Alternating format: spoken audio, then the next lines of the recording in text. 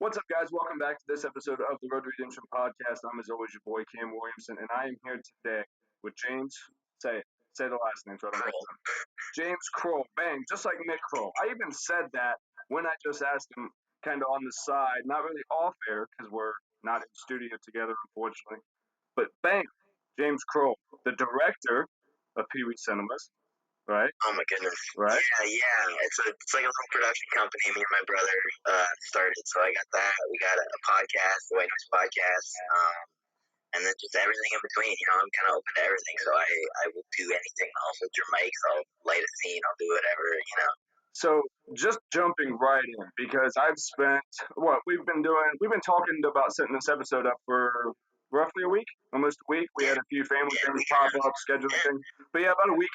So I've had about that long to dive into your guys' content, and yours specifically. I went right over to Pee Wee Cinemas on YouTube and subscribed, of course. And thank you, brother. when I watch, so the first person I see is, I'm assuming, your buddy, is your friend, or maybe even your brother, the long hair. I do. Yeah, that's my brother. Yeah. Okay, I can tell because you guys look similar enough. Well, I was like, did James grow his hair out and then he just recently cut it? The mustache gave your brother away. Where I was like, no, I think that's an older brother. Yeah, so Pee Wee Cinemas is, we started years ago back when I was a freshman in high school, and we had like 60 subscribers. And it's kind of morphed and changed forms of what it was, but basically now what it's kind of become is it's me and my brother and my two cousins. And my two cousins, they like mainly anime, and me and my brother are really big into film, really big into acting. So the idea was to kind of create this production company on YouTube, so to speak, and kind of, make these short films, make some a web series, we're working on an animation series, different stuff like that. That's obviously the hardest part, I think, is just making that high quality content, like, consistently. Well, I'll tell you, dude, high quality you've got. Now, how old are you? I'm 18. I'm about to graduate in about a week now, yeah. Well, I can tell you, dude, like, your content, your editing skills is better than most of the people out there. Thank you, and I'm being honest, like, what camera do you use if you don't care telling people? Yeah, I use a Canon T5i, so it's like a basic DSLR. So you're not even running with, crazy equipment or nothing like that. I actually just did a video the other day about you don't need crazy content to start, because when I watch your videos, I assume you got drones, you got the nicest of cameras. Dude, I wish. But that's how the editing makes it look. Now, the first video I saw with you and your brother, it was the meditation video, and he's making fun of the meditation and kind of people that get super into it. Now, on top of the editing being on point, he sounds like he knows a lot about it. Like, he may even meditate, and he's mocking the community that he's actually a part of. Yeah, 100%. It was funny because we did that video, and then I did a video where I was a star and was making fun of podcasting. Yes, I saw it. And we were kidding with ourselves, and we were like, dude, this is just us, but like exaggerated, because he's really into meditating. I obviously podcast. We're like, well, we know this, so we're gonna make fun of it. Yeah, and one of the things that I loved about it was, do you know who Trevor Wallace Comedy is? Yeah, I do, yeah. Trevor Wallace Comedy, that video about the podcasters kind of reminded me a little Trevor-esque, but now for me, I can deal with Trevor in very small doses. One video, two videos max, and then and I usually go back to the same ones, the frat boy ones. Yeah. You guys took kind of that style of spoofing something that you already do, and I feel like you cleaned it up, and you made it funnier because it was so... It wasn't over the top like his kind of. You get what I'm saying? Yeah, I mean, that's awesome to hear, dude. Like, it was 100% inspiration from those videos. Like, we wanted to kind of, even if it doesn't go anywhere, the reason we're kind of trying to do weekly videos on Pee Wee Cinemas is to just get better. Like, me and my brother were like, dude, if we made it now, I'm not good enough to be a filmmaker. I just want to be better. I want to be better at what I do. I want to know what I'm doing. I would disagree with that. I would definitely disagree. I think you are good enough that someone would hire you to do what you're doing. I mean, thank you, man. I get hired to do videos for certain people, and I can just tell you, people would hire you for it. So if you guys are in the process of thinking about, like, hey, we should shop this around as something we could offer to people, I think you definitely have that for sure. Well, thank you, man. I mean, it's, like I said, we're just trying to look to learn. But like you said, it was 100% like a Trevor Wallace video. The only thing that we're trying to do, which I have no clue if this comes across, but the goal is to kind of do that and take those like sketch YouTubers and then make it like cinematic, because I'm a huge movie lover. I love movies. That's why I got into this. So I want to kind of take those like YouTube skits, because there's a lot of skit people on YouTube, tons of skit people. Yeah. But I want to kind of try and make that a little more cinematic, make some more interesting editing and stuff like that. Yeah, I mean, mission accomplished, because like I said, within the first, I mean, with creating YouTube, there's everything that goes into the mind of a creator. I have to capture their attention within this amount of time, 10 to 30 seconds, and within that time, I had no idea what to expect. I see the guy with the long hair, something great title about meditation, so I'm knowing already going in we're probably spoofing, right? The thumbnail was good. Then when you go in, the first thing you see is him sitting in the middle of the street, I believe, and he's meditating, and there's cars kind of speeding to him, and it's cut frames, but you're so engaged by that point, you're like, dude, I'm in. So that is where I think you guys have taken that, and if you keep those videos going, oh yeah, production company all day. I mean, that's the coolest thing to hear, dude, because I think like we're kind of at that like middle point, and it's hard because you're like you put so much work into like a video, and I think it's always more than people imagine. Like I'm sure you've experienced this. Like you're like, oh yeah, I spent 20 hours editing a video, and it's like a 2-minute video. They're like, what? And you're like, yeah, like 20 hours, of course. Bro, it was really only during quarantine that now my family, they're very supportive of what I do, but and they see what I do. But back when I was working, also a lot of what the editing and stuff like that is either done. I don't know if you've ever done a vlog. I didn't see one in your library yet, but you've done videos. Years ago, but they're terrible. Well, even the setup that you did, right, where you had to record your brother, and then you had to record the wheels, and then there were certain videos that you made where it was like your feet walking across. That's a vlog style kind of shot.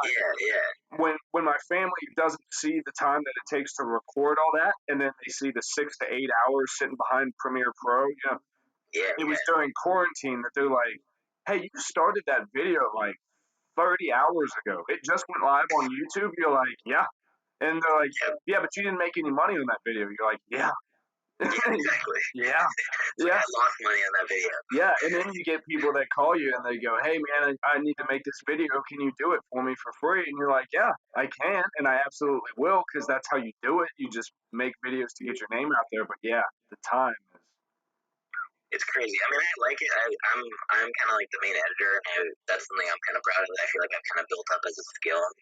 But it's a weird, editing is a really weird thing. It's kind of like, I always describe it as like a time warp. Like, I sit down and start editing a video, you pick out all the good takes, blah, blah, blah, blah, and I look at the clock, and it's been like 10 hours, and it's like half edited. You're like, oh my gosh, there's my day. It's gone.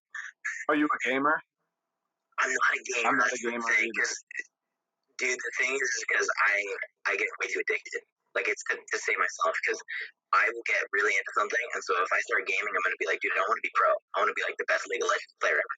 So then I'm going to start looking up tutorials. I'm going to start spending hours practicing, so it's like, I got to, like, stay away from that. Respect. I used to game, like, not hardcore. I was never one of the guys that, like, went for it and was there all day long. My whole thing is my attention span. Now, with video games, I could play one game of Madden, 2 games of Madden, maybe a couple Call of Duties in a couple sittings. And then I got to get up and do something. But like you were saying, I can edit the video for 10 hours and forget what fucking month it is. Dude, for sure. Yeah. Because you start chasing that, like, perfection, and I think, like, you fix it. It's all microseconds, which is so weird to, like, an outsider, but you fix that little thing, and you're like, oh, that's so much better, and you watch it again, and you're like, oh, like, it's coming together, and you're, like, just chasing that final product, and you just really get into it. It's great. I mean, it's awesome. And I'm sure you're a lot like me, where once you watch it, now, some people are like this, some people aren't. I found that it's either I absolutely do this or I absolutely don't. Do you watch your content after you post it? Of course. I watch, I mean, I'm probably half of my views. It's just me watching and criticizing as soon as it goes live.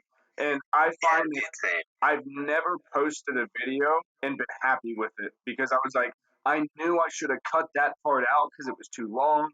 If I would have put a little accent noise in here, it would have just made that perfect. And then you try to put it to the next video. I think that's where the next video always comes. Yeah. I mean, it's true. It's a weird blend for me, because it's a little different when I'm doing like sketches or whatever. You're trying to do different things. The goal we always try and shoot for, at least, like, I'll always be disappointed a little bit when I watch it, or I'm like, I could have done this little thing, taken 5 more minutes, it would have been better. But I was trying to at least shoot for like a video idea or video concept that I'm proud of at the time. And it's like you look back a month later and you're like, dude, like come on, man, you could have done better. But just trying to hit that, like, hey, I'm really proud of this thing. This is great as of now. And then you keep kind of just trying to push and get better.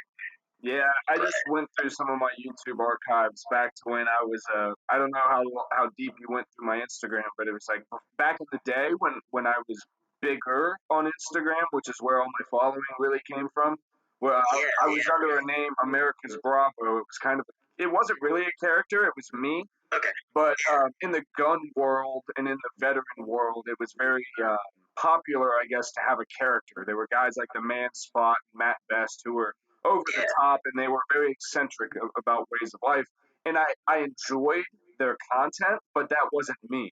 Like, I'm a married guy who doesn't get into, like, half-naked women and marketing and stuff. So I always felt like I was kind of always right on the outside. And even going into my backstory, I've always felt like an outsider. So the veteran community was the first one. I was like, oh, I earned this shit. You know, I put the shit on, I deployed, I earned this one.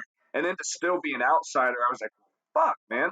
So I went hardcore down this like anti-lane where I was like, I'm going to be the guy who could be a good example. And then over the years, you know, it's grown.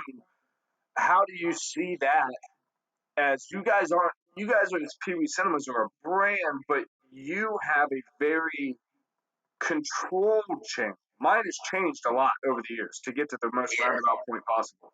It's changed so much, and I've gone from shooting guns to vlogging to workout videos, and then I started my podcast and come to where it is. What do you see? What was your original goal when you first picked up the camera? You go, I'm gonna do this. Yeah, I mean, it always was the production company. I think back then though, we had so much less of an idea of what that entailed. You know what I mean? Like, it was a lot more fantastical. Like to me, I was just like, oh, making movies, you just get a camera, you shoot, and you're done. You know, you didn't worry about continuity, you didn't worry about lighting, you didn't worry about audio, like all these different kind of things that, like, now when I pick up a camera, my head is just swirling with all these things I got to be careful of, all these things I got to be aware of.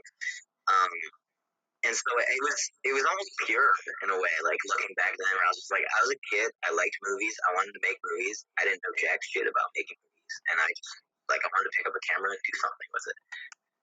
And I kind of like that, I kind of miss that, because I think now, like, sadly, in this kind of realistic world, it's a lot more of like, you gotta have a brand, you gotta market a little bit. It's necessary, but there are days where I wish I could just go, I can film, I can make it, I don't have to worry about that, like, I don't have to think about that. But, you know, it is what it is.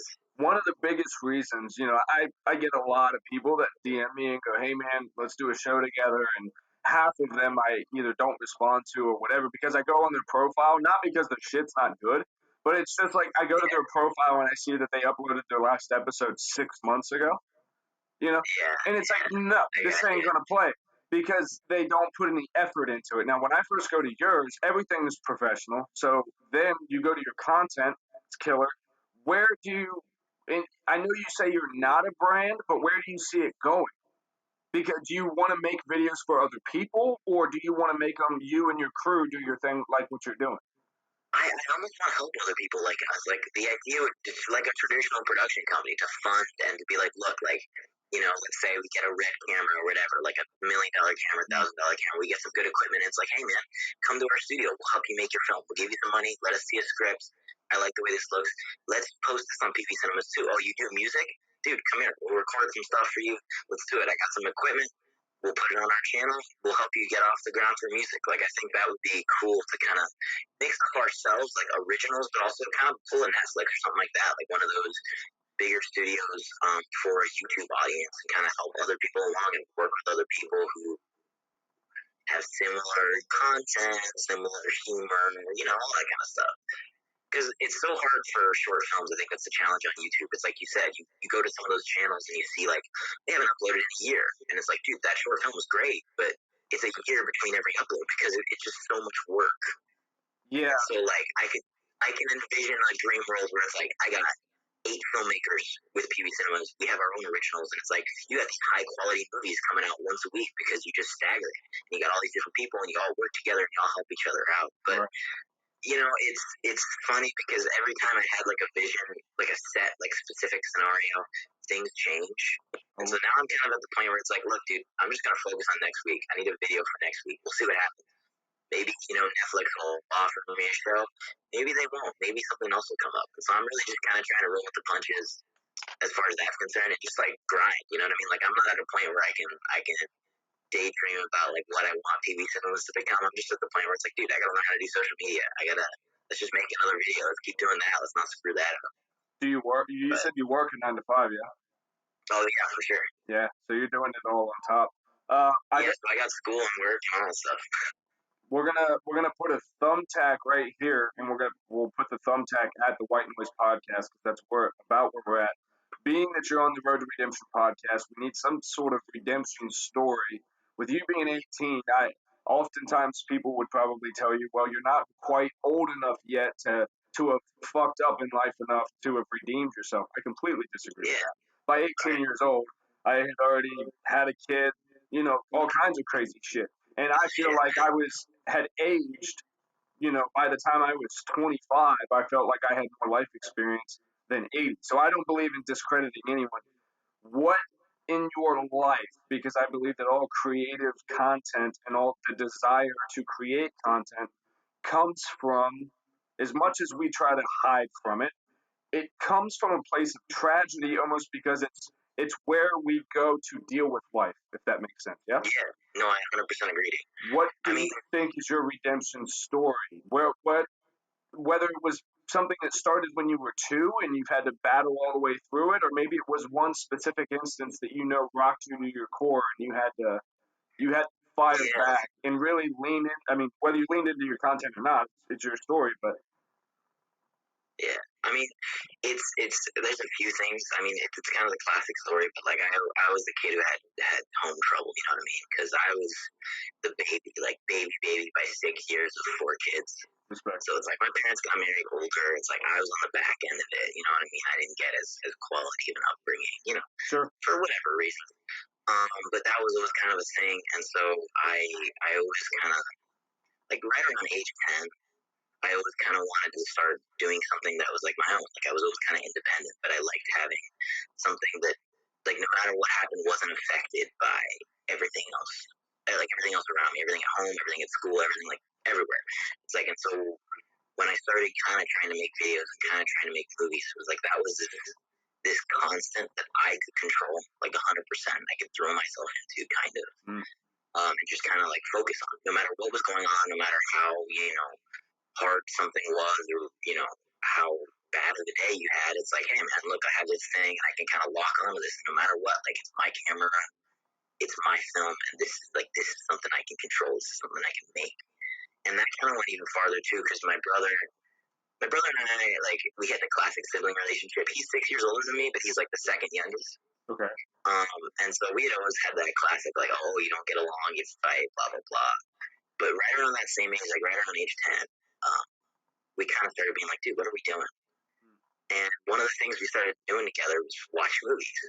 And like, I grew up as a Catholic kid, so I was pretty sheltered. I didn't watch hardly any TV. You know what I mean? I watched like Tarzan on cartoon. That's, you know what I mean? Like I didn't get a lot of exposure to that stuff. I remember going to the theaters and watching March of the Penguins, and that was like the first movie I ever watched. And so like me and him started watching some, like movies we'd never seen before, some Scorsese, some Tarantino, and we did it together. Like that was our thing, which was really cool because we both never seen these things before. And so I think from there, like we both kind of bonded. We started loving movies and whatnot. And so, here we are, flash forward 5-6 years. We started making movies, and we started being like, dude, let's make some YouTube videos. This is super cool. And we did everything wrong, and we kind of learned from that. And I've never been a film class kind of guy, but I've always just kind of been like, dude, just shut up, let's get out there and film it. If it's wrong, and we'll learn how. So that's I don't know. I feel like it's a little cliche, but that's kind of always been at the heart of everything, and that's kind of been my focus for the last 8 years now. Yeah, which I mean, it shows. Like I said, your dedication definitely shows. Do your parents watch your content? Kind of, sort of. You know what I mean? I always get that classic thing. I was like, oh, dude, it's a great hobby. You know, it's great. Keep going with your hobby. And it's like that always irks me a little. But it's like, hey man, look, you just keep grinding. Try not to think too much about that, and make it happen, make it something. Yeah, I'm just still trying to get to that point where I could even monetize the YouTube channel. You know, it's there where dude, same. It's so close, but the requirements it's steep. So the amount of marketing and stuff like that you got to put into it's pretty wild.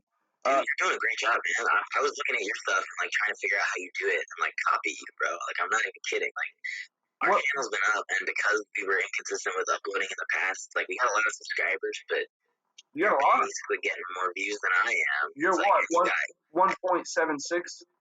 I think you're hanging. Yeah, I think so. Yeah. Well, I mean, a lot of them are inactive, man. So it's like it feels like we're restarting in a weird way, you know? Brother, I mean, a lot of them are inactive. Like, I know a lot of people see the views, but I always like to stay on Front Street with it. Like, we pay a lot of money to Google and YouTube to advertise those now. Just because you pay the money doesn't guarantee you shit, right? You can pay. Yeah. You could offer 4 cents a click, 40 cents a click, whatever it is. If you put up shit content, you're not going to get, good. So, yeah, it's a struggle, but I feel like to break through that wall to get to the place where, I mean, even before the quarantine, if you go back and look at my content, I was almost half invested because I was trying so hard to live the double, the 9 to 5 and this, and kind of, I was completely mentally checked out from my 9 to 5. So I was always fucking them up. I kept getting fired and shit.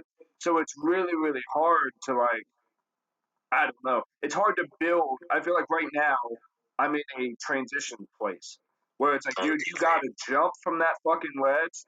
And I believe because I have that weird creative intuition behind me where I'm like, dude, if you jump, you have the potential to be with the Rogans and all that eventually, but you got to jump now or pack it away.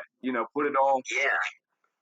I mean, it's a weird thing because I think I know what you're talking about, and I always wonder if I'm absolutely crazy because I have that same kind of like comfort, Like I just graduated, or I'm about to graduate high school in like a week here, and I went to a decent school, so I got people gone into MIT, USC, like good schools, shit, and I had made the call where I was like, look, I don't want to go to school. I think if I'm going to make it in whatever this is going to be, I need to have every ounce of free time focused on that. But it's scary, man.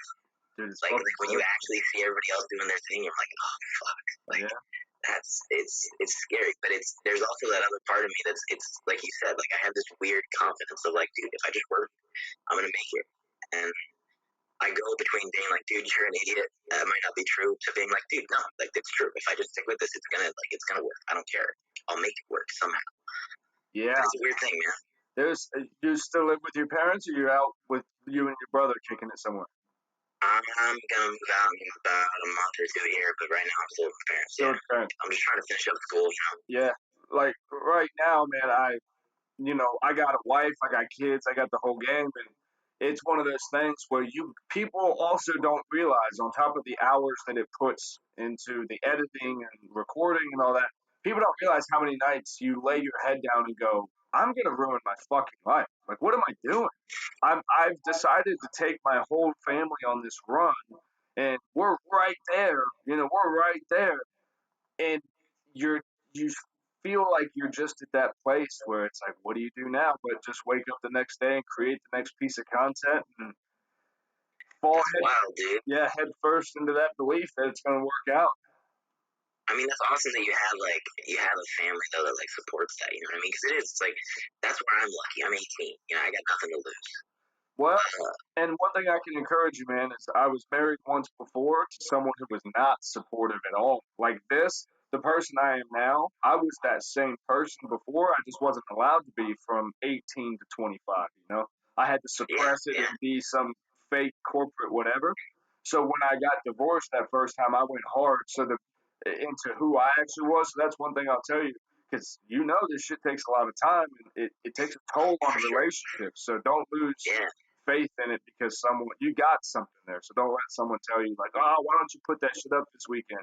No, keep making your video. Yeah. Thank you. I mean, how long have you been doing this, dude? Like, to be very honest with you, so I got home from my deployment in May of 2016. I was arrested for my third DUI October of 2016. Went through a year of veterans treatment court where I picked up the camera about halfway through.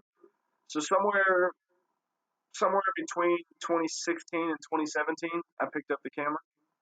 oh my gosh, man. I used to make fun of it. That's awesome. Yeah, I used to make fun of it a lot, but now, I mean, I'm the type of person that I've realized over my life, I'm not the kind of guy that's ever going to, and I think I heard you talk about this a little bit on your podcast, where scholastics and all that just doesn't interest you. It's just, yeah, I'll do it and I'll, whatever, fine. I was the type that I'm not doing that shit.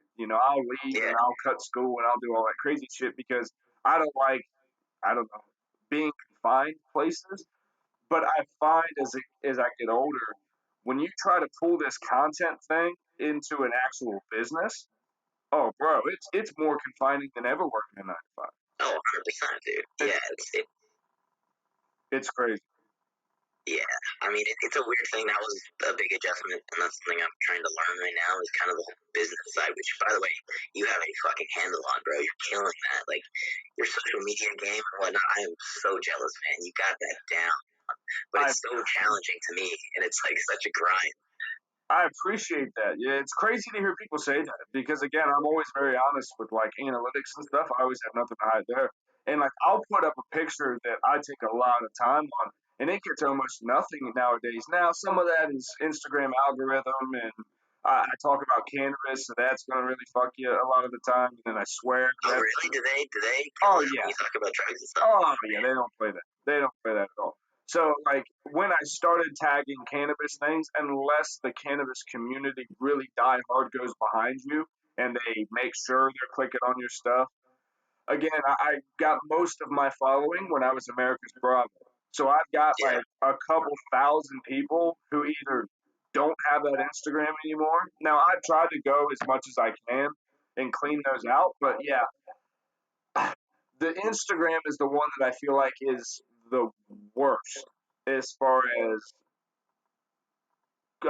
pros and cons, time in versus reward. It just, I don't feel like it's there. Where at least right now on YouTube, if you post a video, people will see it if they get notified and get on their app. Yeah. Where in Instagram, you could take a clip of a podcast, put it up, a killer one that should highlight your podcast the best it is at that moment, but it sits under a fucking bridge because Instagram doesn't want to do nothing with it. And it's like, or because you can't afford to pay them, a couple $100 a month in marketing, which again, I get as someone who does marketing. I understand they have a huge platform, they have a huge reach, they want that money, but I feel like there's got to be a middle ground, and I'll get your opinion on the Rogan thing, because I feel like Rogan moving to Spotify killed a lot of the guys' chances like you and I who was up and coming.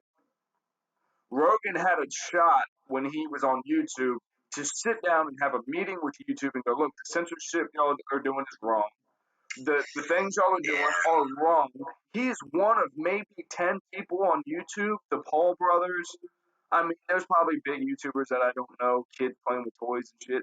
No, I'm sure. That could go and talk to YouTube and actually get a meeting with them. Rogan could have gone and stood up for everybody, but instead he just was like, oh, they're going to censor people? Peace, I'm out. And it was like, man, fuck, because I'm not going to get $100 million Spotify deal in the next 5 years, realistically, unless my show blows on YouTube. But you're like, man, what did you think? What did you think about the power? I never thought about it like that, dude. Like, I honestly was kind of like, oh, okay. I was like, I don't get it. I would have the same thing. If I had $100 million from Spotify, like, hell yeah, of course. I didn't think about it like that. That's a good point, is that it does kind of take the pressure off YouTube. I mean, the whole YouTube game, I feel like, though, has kind of changed. Like, I feel like, early 2000s, you could make a career just on YouTube. Like, you could make money from monetization and everything like that. Whereas now, at least like the way I approach it, it's not even about getting money from your videos. It's about getting an audience. Like, that's all it is, because an audience is essentially where you're going to get your power, right? You get merch, you get Patreon, but I feel like YouTube itself, like, it has stopped being a consistent kind of money creator. Like, it doesn't, the ads and all that kind of stuff, and with how how censored, like you said, the content is. Like, they have all these guidelines and they play favorites and they do all that kind of stuff. It's like you can't make money off of YouTube itself. The thing I go to YouTube for, at least, is kind of like, I want an audience. And once you get that audience, you can ask that audience to do anything for you. Like, if you get a real loyal audience, you can be like, hey, follow me on Patreon. We don't make money off YouTube. You know, buy some merch. I know it's crazy, but we don't make money off YouTube, or whatever it is. Yeah, and that is where, because I was in, real quick, I want to tell you, I think I set this meeting for an hour and a half, I think. So it said we were almost up on time. If it drops us out, I know you got to be out at 2 anyway. If it kicks us out and we still have a little bit of time, I'll just jump right back in. Okay. Yeah, it was one of those things where when YouTube, my show is not monetized because you have to hit the followers limit, the watch time hours. I already get disclaimers that say, hey, once this is monetized, you can't monetize this video. Oh, yeah, same. And it's like, man, so what? Does everybody go over to Spotify and you try to make that the new YouTube? I think, personally, I'm waiting to see what YouTube's response is. Yeah. I think that's a big move. I have to feel like for Rogan to do that, he almost quit without 2 weeks' notice kind of thing. Yeah. I feel like he didn't even tell YouTube. He had been bitching on his show about it for a while, and he was like, well, if they're not going to listen, then they're not going to listen. He bounced. I think now if we watch YouTube, it's either going to really double down, and they're going to go, okay, yep, it is what it is. You know what it is here. You don't like it, go somewhere else. Or they fix the problem. They start giving people all these exposures, and they start making it, everything that YouTube already is. Yeah. Then what? Now you got Rogan sitting over there. He secured the bag, but nobody's really trying to go over there because they're still, not only all their other content is over on YouTube, but they're driving people to YouTube for their own content. So it's like, I'm not telling people to go to Spotify just for your shit, Is Spotify doing video too? They're gonna, by the end of the year. That was the deal. Oh, shit. I didn't realize that. He's allowed to put clips of his videos on YouTube. But the whole episode is going to be on Spotify, video and audio. Dude, I did not realize. That's a huge game changer. I mean, it's everything. Crazy. It's everything, but how many people realistically do you see canceling the YouTube Premium membership? Because you talked about it, we follow a lot of the same podcasts. I watch Fighter and the Kid, Whiskey Ginger, Two Bears, One Cave, Rogan, Past Weekend, all those guys. Yeah. Unless they all decided to take their shit off YouTube, which they're not all getting that deal, he's essentially asking everyone to leave YouTube Premium for his show. Yeah. I mean, Spotify's free, which is going to be a huge benefit. And I think that there's other people who might be in different genres of podcasting that we don't listen to as much. Like, I don't know if you listen to H3 at all, or H3. Sorry. I've heard of them. Who are they? Why are they famous? They did like sketch comedy, I believe, back in the day, and then they kind of hopped on the podcast game early on. So their podcast like blew up, and now it's bigger than anything else they do. Understood. And I kind of like them because they're a little neutral. They have a neutral take on whatever, but they're huge, and they're big. They complain about YouTube all the time. They're very monotone. They kill me with how I'm like, this shit is entertaining to people for 2 hours, even if the topic is fire. He's like, and just whatever. And I'm like, all right, dude, do your thing. I get it. I mean, I listen to him, and I mix it up. I try and mix it up. But, like, I think some people like that and other podcasters, hopefully, who have a little more pull in different genres. Yeah. Because I do think people are really frustrated with the censorship on YouTube. Sure. Even the big people. Sure. Because you can't play a song. You can't do this thing. You can't say the wrong word. And it pisses people off. You know what I mean?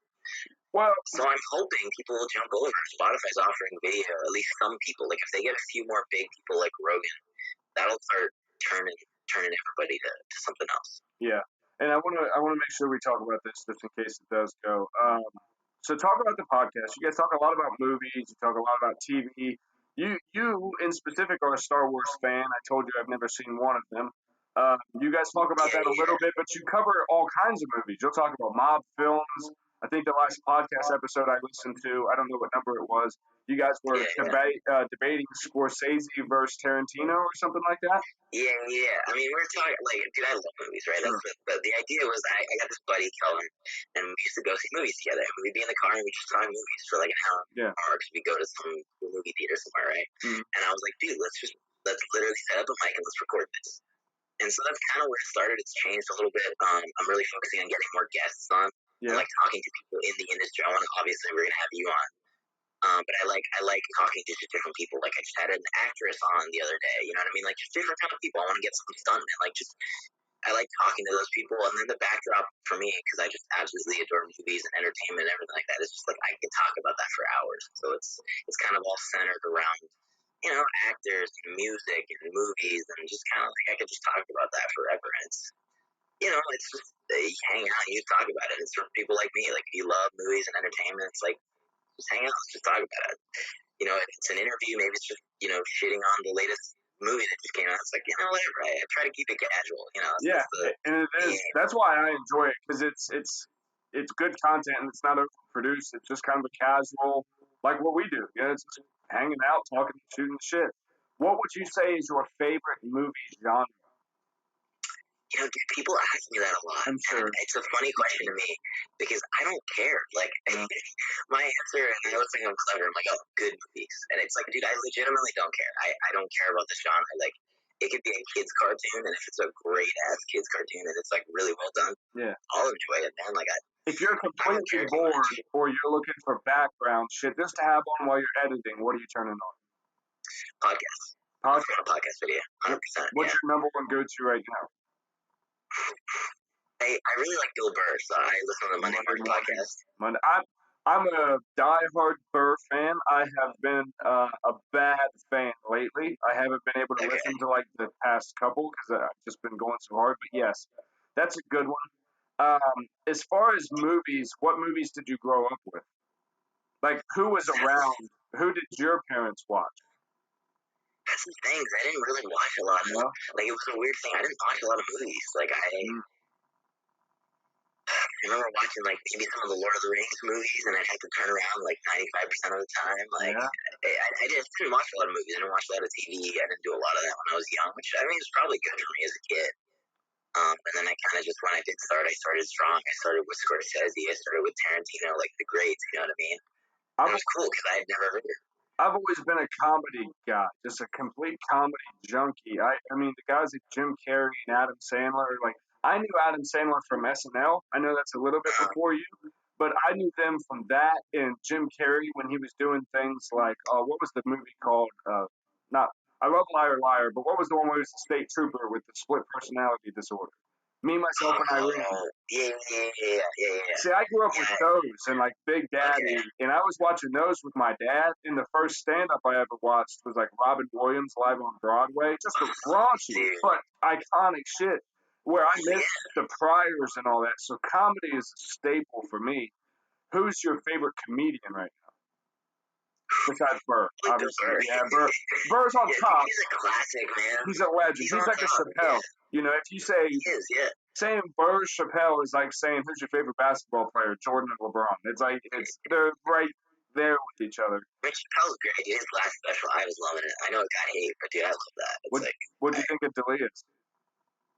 I didn't get a chance to see it yet. People have been telling me I want to sit down because I don't usually like his comedy. I think he's a great dude. I like him. Yeah. I just don't. But the most recent comedy specials from all those guys that have been coming out, like I saw Segura's, which was really good. I normally don't like his comedy. Yeah, came out. I forget what it's called.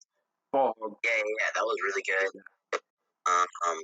So was Bert Kreischer. So I want to see D'Elia's because all of those guys have been putting out really good content recently, and I'm really happy. I just watched Seinfeld.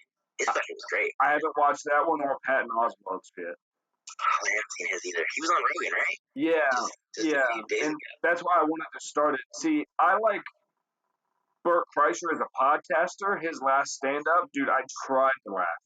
Like, I sat there and was like, oh, come on. But I can only go so far with my daughter's a fucking idiot thing. I can't. You lose me there. I don't know if it's because I'm a dad, but something about that comedy, I've lost my luster for it. Yeah, I mean, 100% I agree with you, though. He's a much better podcaster than he is a comic. Like, I think he does a podcast with Bill Burr, the Bill Burr podcast, dude. That's like one of my favorite podcasts. I love it. Yeah, fantastic. Well, all right, dude, I know we got to get you out of here. Let everyone know where can they find you. It looks like we'll be able to ride this out with the recording time. Oh yeah, thank you, dude. Well, I mean, like I said, we're putting up content on YouTube, Pee Wee Cinemas. Every week we're gonna have something. Either it's gonna be an animation or a short film or a skit or something. Mhm. We got like some huge projects coming out this summer. It's gonna be really cool. So just stay tuned for that. And then White Noise Podcast, man. On Instagram, it's underscore the White Noise Pod. Just follow us there. Look up on iTunes and Spotify. The whole shebang. You know what I mean? We're doing episodes at least once a week, maybe more. We got actors and actresses. I got a bunch of big guests lined up. You're coming on, so just come. You know what I mean? Check it out. It's a cool hang. Just check it out. No pressure, nothing crazy. It's just like, hey man, I want to give you some consistent quality stuff. Guys, I promise, if you like this, you're gonna like that. It's the very similar. We have very similar energies. You're not gonna get forced into buying a bunch of stuff, or you're not gonna suffer through a ton of nonsense. Yes, we try to make our shows successful, and if we can catch ads, we will. But we try not to make them overbearing or the staple of the show. But yeah, 100%. That's the funny thing, dude. Because I think, like, I don't know about for your podcast, but for my podcast, like I normally don't have podcasters, but I was just like, I was doing my research. I always look on Instagram for guests, and you popped up, and I was just like, started watching your stuff, and I was like, dude, I feel like I would just really get along with this guy. Yeah. And it wasn't like normally I'm like, oh, this guy had a cool song that I want to talk about, but dude, I was just like, this guy's cool. Like I feel like we talk about cool shit, and it's cool. Like I feel like we're very like-minded, and I just want to like do some stuff and make some content. Yeah, dude, we need to get a video collaboration together. Oh, dude, that would be great. I mean, you're out in what, Tennessee? I'm in Tennessee, but even we could clip some video pieces together and make something happen. Oh heck yeah, dude. Yeah, sure. You gotta definitely, man. We'll make it happen. Dude, well, thank you so much, man, for having me on here. My pleasure. This is crazy. Yeah, it's been a blast. We're gonna have you back on very, very soon. I'll go ahead and wrap this up, and then you and I can keep talking until the thing kicks in. All right, guys, go check out James. Go check out Pee Wee Cinema. We love you. We'll talk to you later. See you.